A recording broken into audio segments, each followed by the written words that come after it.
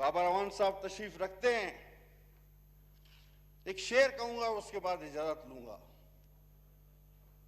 हम नहीं वो जिन्हें सहना ये जब आ जाता, तेरी जुदाई में किस तरह सब्र आ जाता।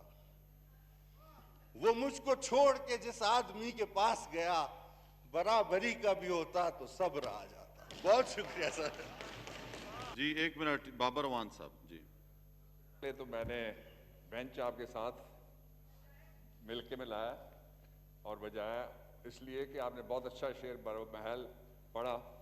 तो जवाब है वो ये है कि तारुफ बोझ बन जाए तो उसको भूलना बेहतर,